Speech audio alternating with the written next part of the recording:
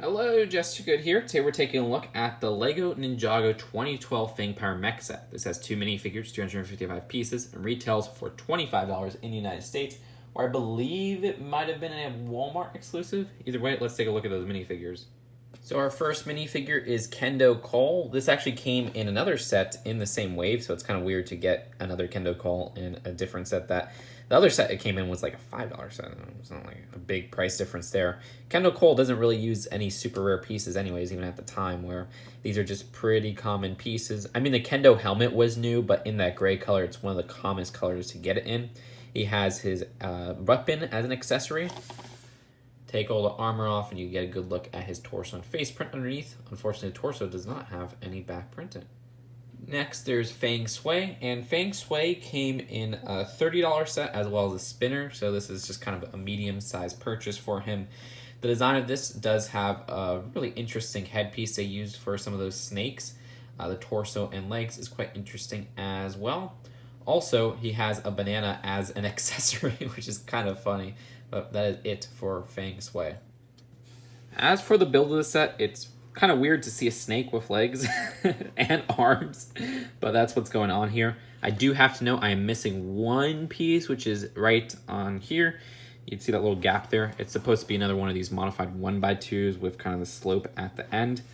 But either way, this is just a look at this build, and there are little details here and there, but not many cool ones in my opinion. For the head of this design, I think it's my favorite part in the set. I like how it's built, using the little ball piece in the middle there, these nice pieces they usually use for like the wheel spacing. At the top, there's some nice stickers as well, and a nice use of this piece as well, the modified 1x2 with that big point coming out, nice dark green and lime green contrast. This part actually connects to the body using some hinge pieces. Gotta warn you, my version of this set is very loose. I think it's just the way I stored it. I don't think it's an actual problem with the set. But this can be moved up and down. You can see it's already disconnecting. But I can get different poses with the head there. I like also these little fangs at the front as well. And you can see just the underside of how that is built. Moving on to the cockpit, this hatch opens up very easily. There's a nice sticker on this 2x4 slope piece. These little switches here for the minifigure to control the mech. On the right arm, nice shoulder joint and middle arm joint. Right here is a sticker that says NAB 11. I think that's reference to Nabby, the designer of the set. It's a tag he uses on the side, nice sloped, and also these 2 fingers, which you could open and close. You can use that to grab various minifigures, which is kind of fun. On the opposite arm, very similar ball joint build. Then we have this push flick and fire missile right here, and it launches pretty easily. Also, same kind of finger design, which can open and close via these clips. At the middle of the mech, there's a rotating circular 4x4, so you get rotation feature with the mech. There's socket joints for the legs, which it might explode if I move up and down. Okay, no, so far so good. So you get some movement there. Not really going to pose this too much, but you can see all the movement. A little bit of detailing on the front of legs, which I like, and I like that the feet have detailing at the front as well. But when you get to the side, okay, so far so good, some more detailing, but then at the back it just looks pretty bad. It looks kind of incomplete if you ask me.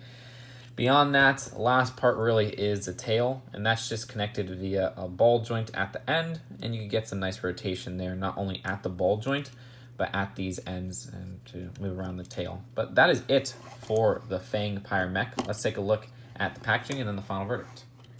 And the only part of the packaging I still have is this instructions. There's an ad for all the weapons you could collect in the sets for that wave, an ad for LEGO Universe, rest in peace, and an ad for that first wave of Ninjago 2012 sets. Not really a fan of any of these, even though I think I own this and this. I don't know, I think I own the Rattlecopter. I might not own the Rattlecopter. For sure, I own this one. Not a fan of it, but I got it really cheap, so it's not a big deal. So overall, I don't know how to feel about the Fangpyre Mech. I'm really frustrated with it because mine is very brittle, but that shouldn't take away from the actual build of the set. I don't think that's a problem with the build, it's just my copy of it. Now, the build looks weird, admittedly, because it's a snake with legs and arms, but it's also kind of fun, which I like. I like that it's wacky and fun. I like that it keeps up a consistent color scheme. I wish there was maybe more play to it, but then again, it's only a $25 set, and you know, they got a lot of posability there, which I like. I wish the minifigures were more interesting for sure, even for when it was released. So yeah, I don't have too much else to say there. Just was kind of fun to take a look at a Wave 2, or sorry, Year 2 LEGO Ninjago set. What do you guys think of this one? Did you have it growing up? Leave your thoughts in the comments below. I'll see you guys later. Peace out. Bye.